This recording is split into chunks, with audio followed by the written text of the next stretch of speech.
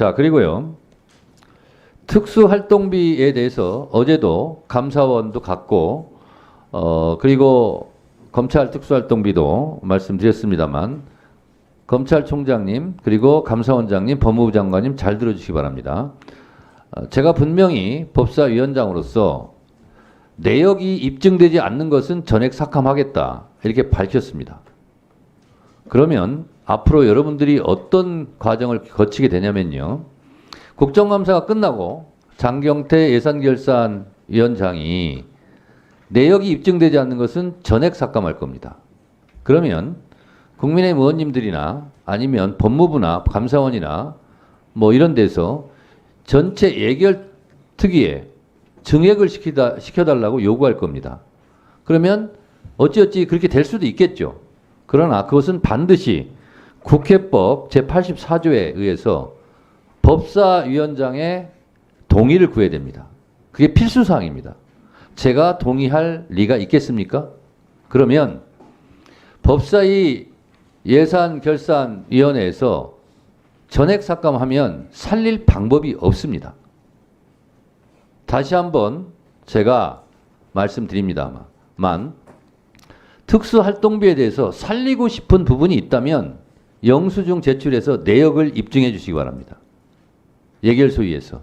그렇지 않으면 소명이 되지 않는 것은 전액 삭감하겠다. 명절 떡값 그리고 대전지검 서산지청에서 썼듯이 주유소, 대형마트 왜 특수활동비를 그런 데 씁니까?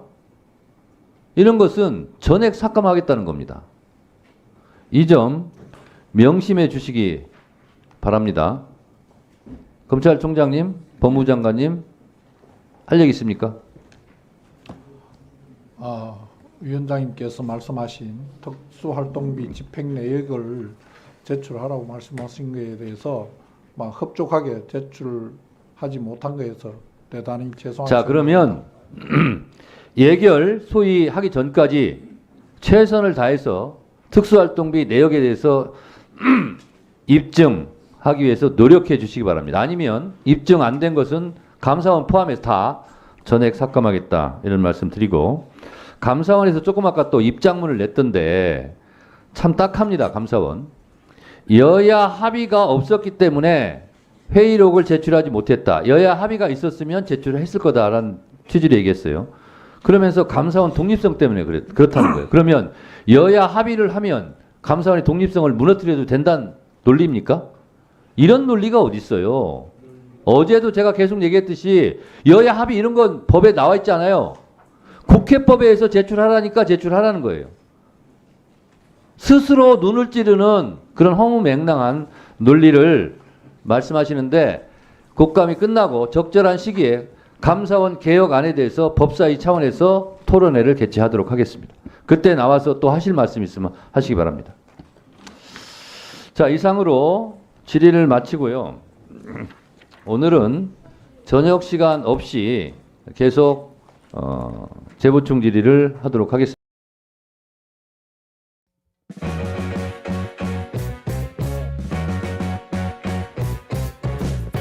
알겠습니다. 앞으로도 계속 용기 내서 말씀 주시고요. 그 하승수 변호사님 잠깐 나오시겠습니까? 네, 그 특활비 문제가 계속 되고 있는데요. 잠깐 자료 한번 보시죠. 자, 아까도 뭐 마약 수사 얘기가 잠깐 나왔는데, 마약 수사와 관련된 특활비는 2024년 기준으로 2억 4,800이고 2023년 기준으로 2억 7,500입니다. 그런데 특활비를 이 마약 수사와 관련해서 쓰지 않고 다른 곳에 썼거나 아니면 쓴 것에 대한 결산을 이 마약 수사 얼마 썼다고 결산하지 않는다라고 하면 법 위반 아닙니까? 그렇습니다. 그 특수활동비는 용도가 매우 제한되어 있는 돈이기 때문에 네. 용도 외로 사용하면은 업무상 횡령이나 특가법상 국고손실죄에 해당될 수 있습니다. 네. 그거 말고도 이제 특활비 문제를 오랫동안 제기하셨고 자료도 많이 확보하고 소송에서 승소를 하셔서 그렇게 했는데, 보니까 몇 가지 문제점이 있습니다. 말씀드려 볼게요. 특수활동비와 관련된 공공기록물을 무단으로 폐기했다는 의혹이 있고요. 실제 확인하시죠, 그건? 예. 뭐 목적이나 용도에 맞지 않게 특활비를 오남용했던 것, 그리고 현금 저수지를 조성해서, 그러니까 불용액을 영원으로 처리하면서 현금 저수지를 조성했다라는 것도 직접 확인해서 밝혀내신 거고요. 그다음에 정보공개 청구 소송 당시에 특수활동비 자료 부존재라고 하면서 법원에 허위 답변을 했습니다. 1분 더 주시면 마무리하겠습니다. 자, 이런 것들이 각각 범죄에 하지 않나요? 어떻게 보십니까? 다 범죄에 해당이 됩니다. 그리고 특히 이제 네. 자료 무단 폐기라든지 뭐 세금 오남용이라든지 또 법원에 허위 공문서를 작성해서 행사한 부분들은 명백한 범죄에 해당한다고 생각합니다. 네, 보니까 뭐 그 기록물 무단 폐기나 공용서류 무효, 업무상 횡령, 국고손실죄 등등 아니면 허위공문서 작성죄, 행사죄 이런 것들이 다 있는 것 같습니다. 네. 혹시 여기에 대한 법적 조치를 취한 것은 있으신가요? 지금 이제 자료 무단 폐기 같은 경우는 고발을 했는데 네. 검찰에서 불기소 처분해가지고 지금 대검찰청의 재항고 사건이 예. 계류 중에 있습니다. 자, 우리 지금 옆에 계신 검찰총장, 심우정 검찰총장도 이 특활비 문제에 대해서는 자유롭지 못한 분이에요. 실제 법무부에서 근무했을 때도 특활비를 다루는 역할을 했었고, 뭐 검찰 과장도 했고 기조실장도 했고 하면서 특활비를 직접적으로 다루는 일들을 했습니다. 혹시 조사하신 자료 중에 우리 검찰총장과 관련된 자료들이 있었나요? 그리고 문제점 제기한 게 있나요? 심우정 총장님 같은 경우는 서울 동부지검장 시절에 어쨌든 뭐 특수활동비를 명절이나 연말에 몰아쓴 부분들이 문제가 됐었고, 그리고 사실 지금 재항고 사건이, 그러니까 자료 무단 폐기에 대한 재항고 사건이 대검찰청에 계류 중인데, 저는 이제 좀 담당하고 있는 검사님이 또 예전에 대검찰청 정책기획과정을 하면서 관련성이 있는 분이라 가지고 적절한 사건 배당인지 좀 의문도 가지고 있습니다.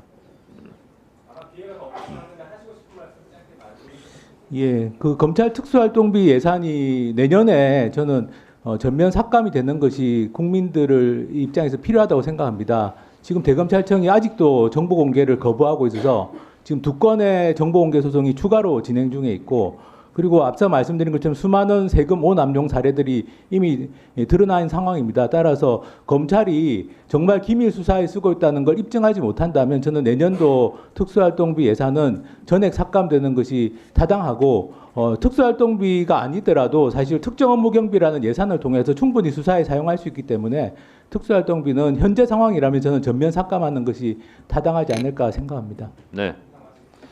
수고하셨습니다. 윤재순 증인과 관련해서 제가 그동안 찾았습니다.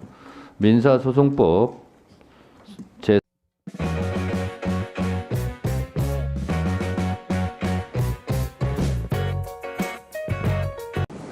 자, 변호사님, 그 오랫동안 특활비 관련해서 소송을 진행하셨어요. 네. 예, 자료 한번 보시죠. 그 우리 저기 심우정 후보자에 대한 특활비도 그 변호사님이 자료를 받으신 거죠? 네, 네.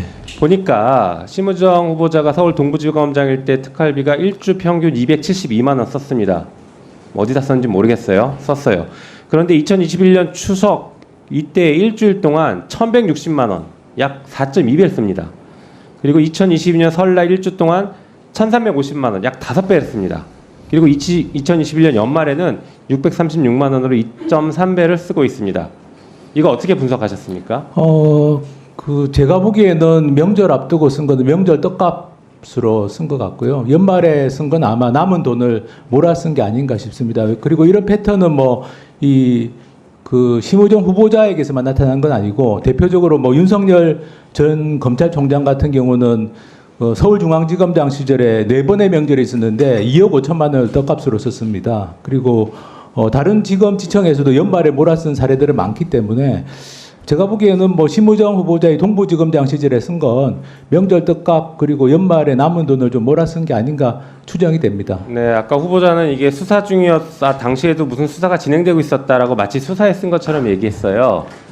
자, 후보자님, 이 떡값입니까 아닙니까? 딱 그것만 답변해 보십시오. 떡값 아니에요? 예. 네, 답변 들으셨죠? 어떻게 보십니까? 그 기획재정부 지침에 따르면 특수활동비는 그 필요한 때 특수활동을 실제 수행하는 자에게 지급하도록 되어 있습니다. 그러면 명절을 앞두고 갑자기 특수활동이 집중될 리가 없고, 그리고 그 예를 들면 그 1,350만 원을 쓴 그 2022년 1월 같은 경우는 28명에게 이렇게 특활비가 지급된 걸로 나오는데, 사실 28명에게 그렇게 동부지검에서 갑자기 네. 28명이 특수활동을 실제 수행했을 리가, 명절을 앞두고 그럴 리는 없다고 생각해서 저는 솔직하게 그냥 명절 떡값으로 썼다라고 인정하시는 게 좀 좋지 않을까, 이 국민들에 대한 예의가 아닐까 싶습니다. 그렇죠. 네, 그 다음 페이지 보여주시죠. 그리고 실제 검찰 예산이 이렇게 됩니다. 특활비 뭐 70억, 80억 이렇게 예산이 책정되지 않아요. 보시는 것처럼 첨단 범죄 디지털 수사와 관련해서 2022년엔 1억 2,200만 원, 검찰 수사 지원엔 5억 2,200만 원, 형사부 등 수사 지원 50억 7,400만 원 이런 식으로 예산이 편성되거든요. 그럼 방금 말씀하신 것처럼 특활비는 이 예산 편성된 그 항목대로 그 수사와 관련된 항목에만 지출을 하는 게 맞죠? 그렇게 해야 되는데 그렇게 하지 않는 걸로 알고 있습니다. 그렇죠. 네. 다시 말해서 저번에 법무부 장관은 마약 수사 때 마약을 사는데 특활비를 쓴다 이 얘기를 했어요. 그 돈은 2억 7,500만 원을 넘으면 안 되는 거죠. 원래는 그런데 검찰 같은 경우는 일단 저렇게 해서 예산을 받으면 그냥 섞어서 그냥 정기적으로 지급하는 거는 전국의 검찰청에 나눠주고 맞습니다. 나머지 수시분이라고 하는 건 검찰총장 임의로 그냥 뭐 자의적으로 쓰고 있는 걸로 봅니다. 맞습니다. 실제로 저희가 법사위에서 현장 검증 갔을 때에도 특활비 때문에 갚는데 그렇게 관리를 하고 있습니다. 이 예산 항목대로 얼마를 썼다라고 전혀 관리하지 않습니다. 조금 전에 후보자도 항목을 모른다라고 답을 해요. 이게 심각한 문제 아닙니까? 저는 이거 범죄라고 보는데 어떻게 보십니까? 예, 뭐 사실은 국회에서 통과시킨 예산을 완전히 무시하고 돈을 사용하는 것이고 또 기획재정부 지침에 어긋나는 부분이 많은데 그 중에 일부는 범죄에 해당할 수도 있다라고 생각합니다. 네, 그러시죠. 예, 그럼 들어가시고 네, 그 다음에 임선웅 기자님 잠시 나오시겠습니까? 네, 기자님도 오랫동안 특활비 문제를 취재를 하셨는데 네. 그 뭐 심우정 후보자를 비롯해서 특활비의 문제점들을 누구보다 잘 알고 계실 것 같습니다. 네. 그 문제점 짧게 말씀 주시고 특히 그 심우정 후보자가 법무부 차관 시절에 네. 법무부 장관 특활비 비공개 처리했던 적이 있었다라는 얘기가 있는데 그거에 대해서 좀 말씀 주시면 좋을 것 같습니다. 네. 시간이 별로 없어서. 그냥 답변하시면 됩니다. 네. 상관없이. 일단 그 검찰 특수활동비 자료 같은 경우에는 제가 확인한 자료가 지금까지 공개받은 자료 전체 확인한 게 6만 장 정도 되는데요. 6만 장 중에서 집행 내역을 좀 구체적으로 가리지 않은 검찰에서 실수로 가리지 않은 자료가 한 0.2%, 한 100장 정도가 됩니다.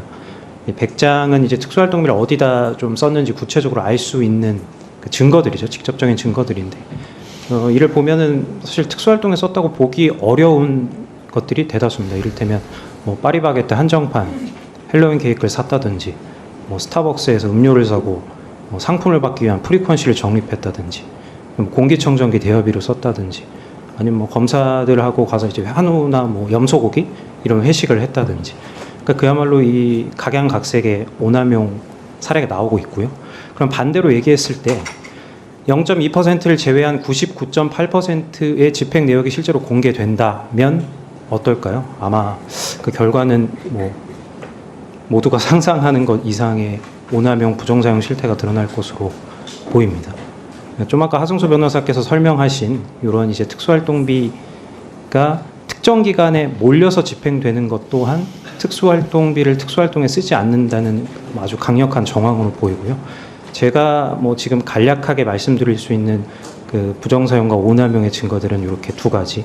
가리지 않은 영수증을 통한 직접 증거, 그리고 특수활동비가 공교롭게 특정 시점에 아주 폭발적으로 금액이 증가한다는 정황, 이렇게 일단 두 가지를 설명드릴 수 있을 것 같고요. 정보공개 청구 관련해서는 제가 이제 올해 1월에 법무부 장관, 역대 법무부 장관의 특수활동비 자료를 공개해달라는 청구를 했었고요.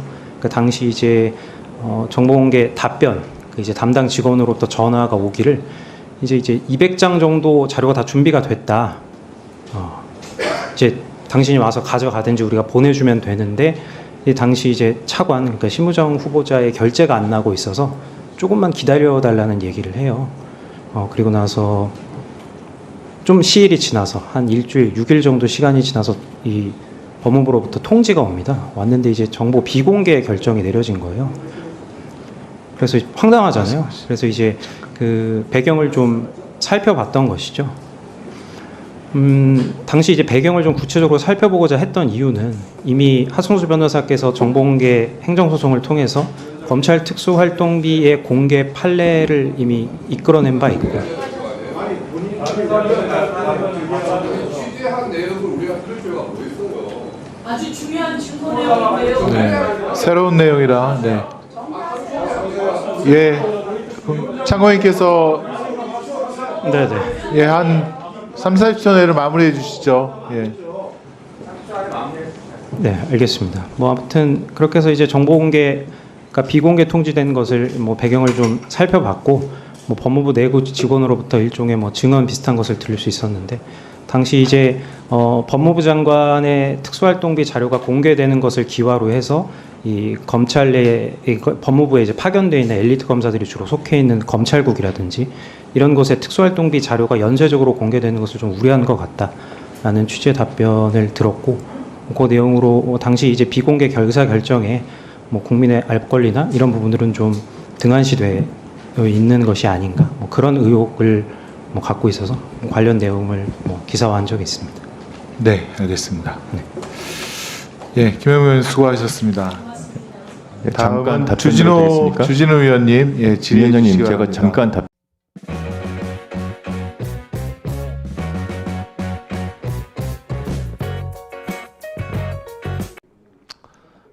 저는 비법조인 출신이지만 헌법 해설 책을 제가 쓴 적이 있습니다. 일반인의 상식적인 눈으로 헌법 한 조항을 제가 한자 썼습니다.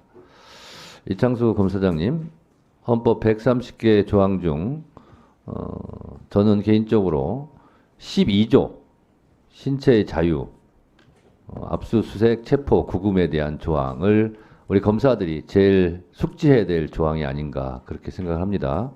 헌법임에도 불구하고 7항까지 있어요. 자, 그런 면에서 봤을 때 인신의 구속은 대단히 신중해야 된다. 이건 동의하시죠? 동의합니다. 네. 압수수색 사전심의제에 대해서 어떻게 생각하십니까?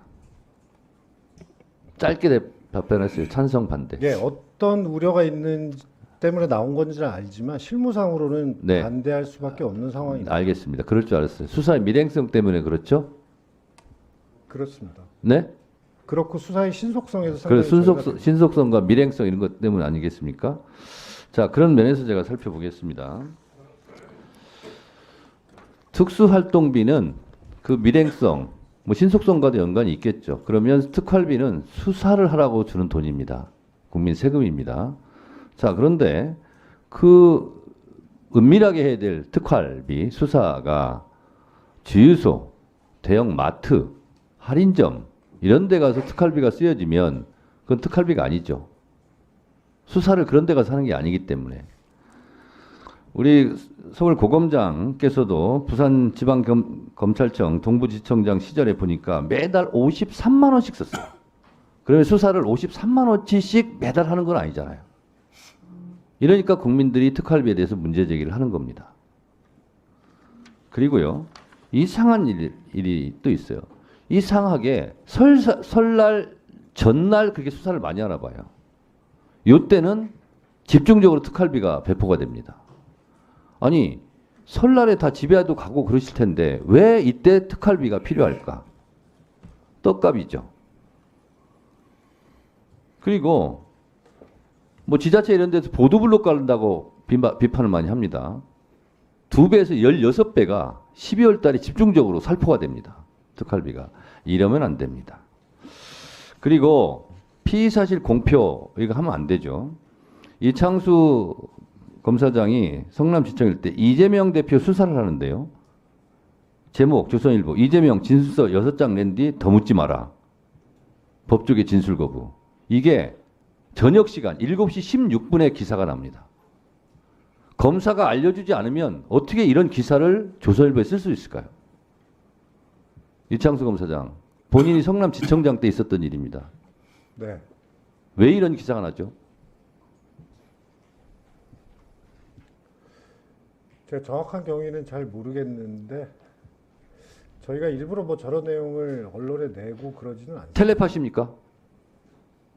기자가 아니면 신의 능력으로 조사실을 다 보고 있습니까? 이렇게 하지 마세요. 할 말 없을 겁니다. 이재명 대표가 성남지청의 조사실에서 있는 거예요. 7시 16분에 이 기사를 써요. 그러면 7시 정도에 이런 내용을 검사로부터 전화를 제보를 받았다는 얘기예요. 피의사실 공표죠. 피의사실 공표 5년 이하의 자격정지, 3년 이하의 징역입니다. 검사도 잘못하면 수사받고 기소되고 재판받고 벌 받아야죠. 이거 징역 3년이에요. 앞으로 검찰에서 이런 짓 하지 마시기 바랍니다. 그리고 특활비는 수사에만 쓰기 바랍니다. 주유소에서 대형 마트에서 이런 데 쓰지 마세요. 떡값으로 쓰지 마시고. 이번에 특활비는 수사에 쓰고 있다라는 걸 입증한 것만 저희가 예산을 통과시킬 생각입니다. 그거는 미리미리 대비하시기 바랍니다. 이상입니다. 위원장님, 제가 아까 그 저에 관련된 부분이 나와서 짧게 좀 한 말씀 올려도 되겠습니까? 한 말씀 하세요. 네. 그 제가 뭐 매달 제출됐다고 아까 뭐 50몇만 원 말씀하신 부분은 제가 지금 정확히 어떤 내용인지까지는 기억이 나지 않습니다. 하지만 항시적으로 그 소요가 되는 부분 중에서 최소한의 부분을 매달 집행하는 부분이 있어서 아마 그렇게 지출이 되지 않았나 싶습니다. 자, 여기 사례는 아닌데요. 네네. 공기청정비, 그 월세, 이런 걸로 내고 그래요. 그런 거는 특활비로 하지 마시라고. 네, 이런 거는 예산으로 하시라고요. 일부 잘못 집행된 청에서는 그 교육이나 환수 같은 조치를 했고 앞으로 그런 일이 없도록 철저히 관리할 예정인 것으로 알고 있습니다. 앞으로 그러지 말라고 얘기하는 거예요. 네네. 네. 그리고 그 아까 연말에 집행된 부분도 이게 무슨 떡값이나 이렇게 지출된 건 없고 그리고 정해진 삼겹살 이런 거 용도대로 사 먹지 지출한 마시고요. 겁니다. 네. 자, 그 정도 하시고요.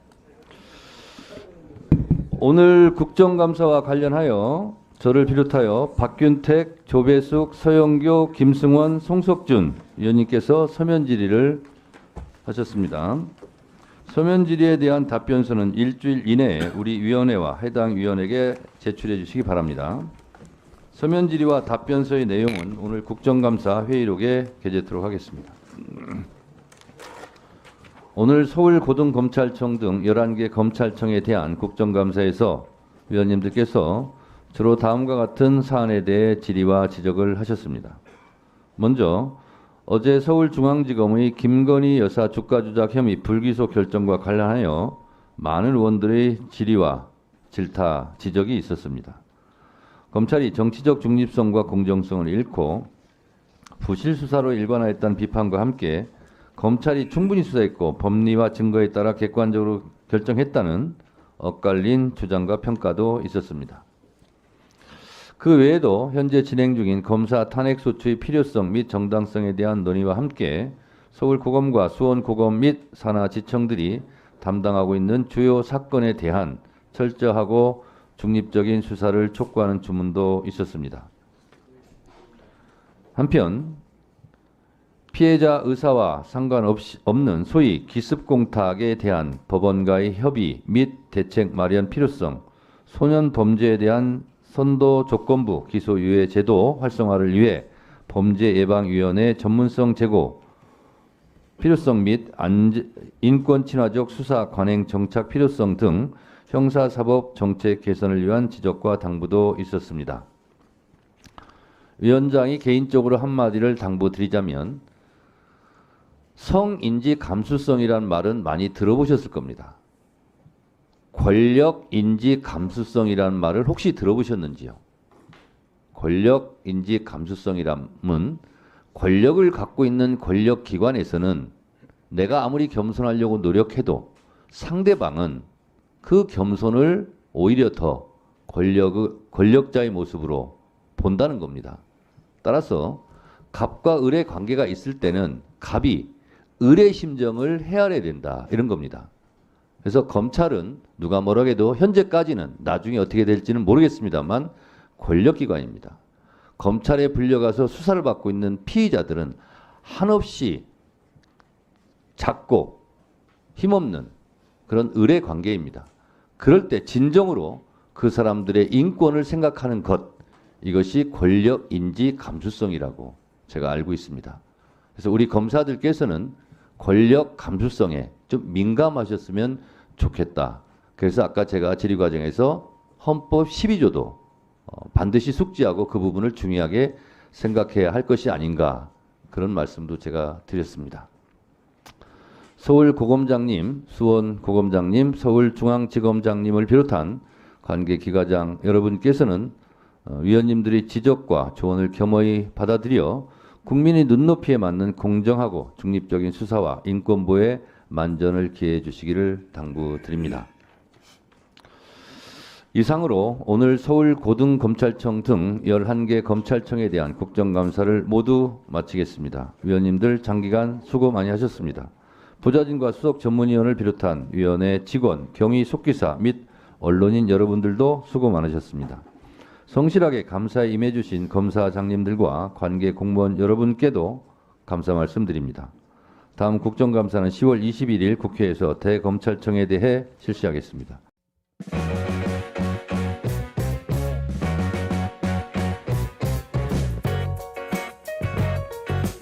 나오면 질의하도록 하겠습니다. 예. 오늘 청문회를 좀 준비하면서 검찰의 그 감찰 기능 되게 중요하다는 것을 또 한 번 느끼게 되는데요. 대검의 감찰부장으로 계셨나요? 네. 예, 우리 윤석열 전 총장에 대해서 지금 이제 감찰 방해한 혐의로 징계 절차가 있었고 1심 법원에서 그 사실관계가 감찰 방해가 있었던 것으로 확인이 되었는데요. 그때 당시 4월 2일 한동수 감찰부장이시죠? 윤석열 총장에게 어떤 방해를 받았는지 조금 간략하게 설명해 주실 수 있나요? 제한된 시간이라 구체적인 말씀을 다 드리기 어려울 것 같습니다. 예컨대 채널A 사건과 한동훈 전 지금 이제 그 당대표 사이에 어떤 계속되는 소통 아니면 사주라고 볼 수 있는 부분들이 있었는데 그 부분들에 대해서 이러이러한 감찰을 진행하겠습니다라고 했는데 윤 총장께서 버럭 화를 내고 감찰을 갖다가 인권부 네. 인권위에다가 옮기라고 했던가 아니면 좀 모욕적 언사를 많이 하셨다고 들었습니다. 네. 예. 감찰 방해로 감찰을 방해받은 거죠. 제가 피해자이죠. 직권남용죄를 명백히 구성한다고 생각을 합니다. 실형사항이라고 생각합니다. 예. 네. 두 번째는 이제 윤석열 대검에서 이루어졌던 것 중에 판사 사찰, 네. 판사들의 성향이라든가 가족관계라든가 네. 이런 것들을 조사해서 네. DB로 보관하고 있었다는 점도 그 감찰의 네, 대상이었죠. 수사정보정책관실에서 판사 사찰, 판사의 개인적인 정보들 그리고 언론에 보도되면 굉장히 재판부가 재판에 영향을 미치는 그런 사유들 사법농단에서 수집된 수사에 수집된 자료들이 거기에 활용됐고 이 부분도 역시 직권남용죄를 구성하는 중대한 비범죄라고 생각합니다. 네, 비실명 나중에 처리된 밝혀질 겁니다. 처벌받으리라고 생각합니다. 예, 비실명 처리된 저도 그 자료를 21대 국회에 봤는데 네. 저도 이제 법조인이니까 이 사람은 누구다라고 이렇게 떠오를 정도의 굉장히 상세한 내용들이 적혀져 있더라고요. 네, 저도 법원에 근무했는데 제가 모르는 그런 부분들이 상당히 있더라고요. 참고인 본인에 대해서도 그런 설명을 적은 게 있었습니까? 네. 본인은 없었고 아는 지인에 대해서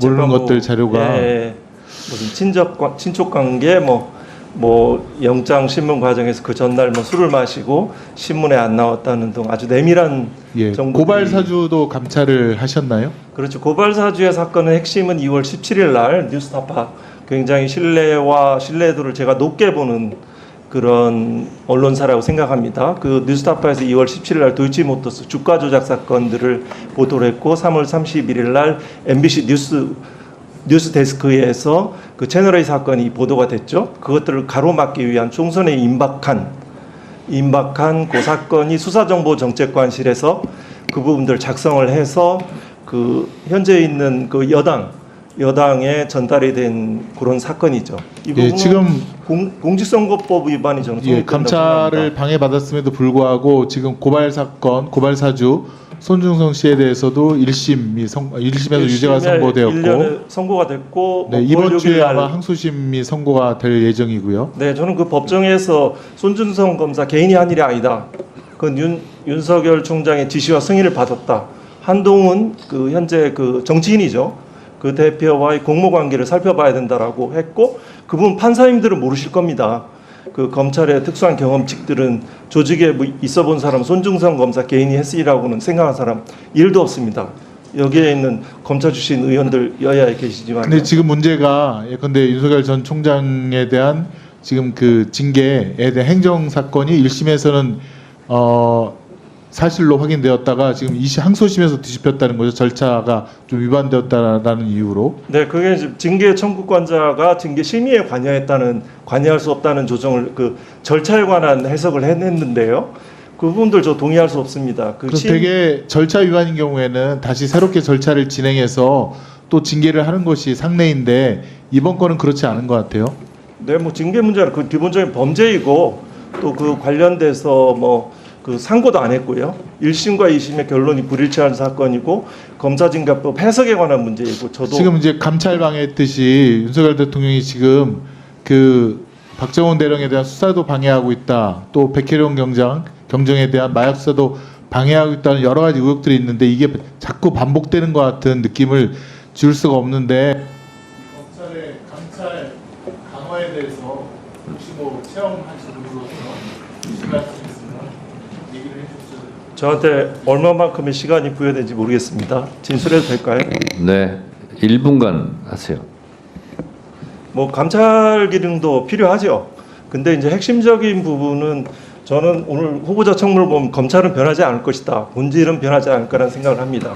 시대적 과제는 검찰 개혁이지만 또 시대 정치는 직접 민주주의의 강화라고 생각을 합니다. 세 가지 사례만 얘기하겠습니다.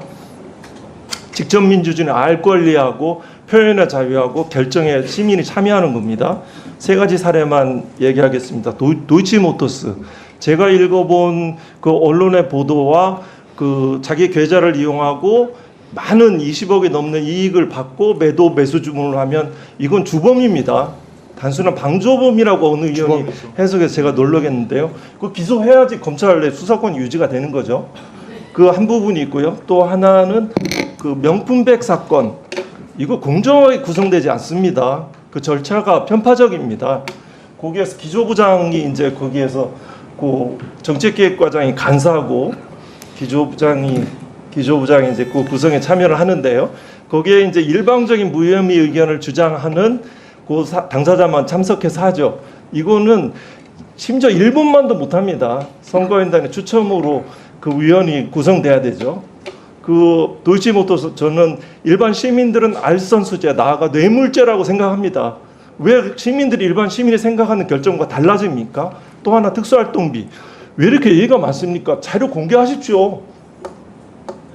거기에 저는 감찰부장의 경험에 비추어서 그게 본래 용도대로 쓰여진 사례가 극히 드물다고 생각합니다. 여기에 그 유상범 간사님, 또 곽규택 위원님, 또 주진우 위원님, 또 이성윤 위원님, 박균택 위원님 다 검찰 출신 국회의원들이죠. 네.